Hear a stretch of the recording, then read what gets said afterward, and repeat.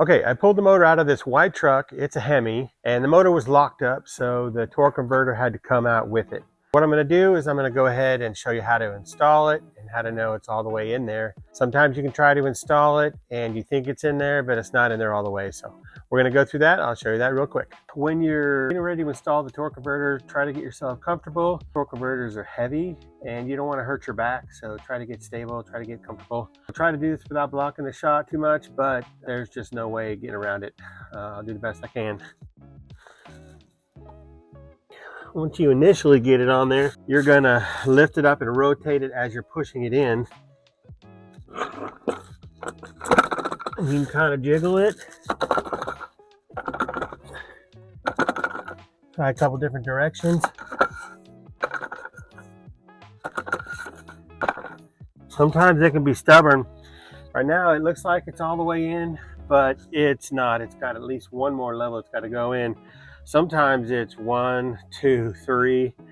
I think I've seen some that are like 4, but on the Hemis it's just, I think, about 2 or 3. I'm not sure to be exact, but I know for sure it's not all the way in right now. Typically, I'll know it's all the way in when I can't get my fingers back in here. So that could be a good guideline for you. So I'm going to wrestle with it for a second until it's in, and then I'll show you what it's like when it's in, and hopefully that'll be helpful. Okay, a couple important things I need to mention at this point. One is this is a good time to change your front seal on your transmission if you haven't done that already. Also, when you go to install the torque converter, you want to put a little bit of lubricant around the shaft of the torque converter just so that it's ready for the seal.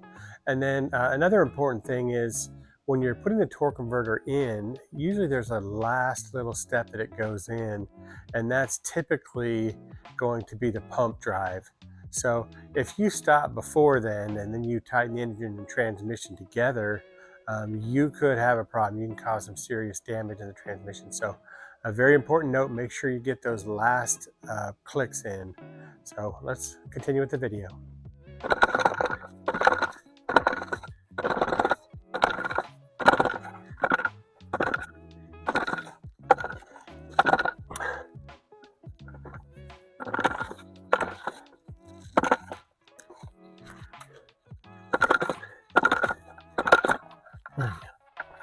There we go. It kind of wrestled me there for a minute. Better. See, now it's sunk back in there, and I can't get my fingers back in behind there. So that's good.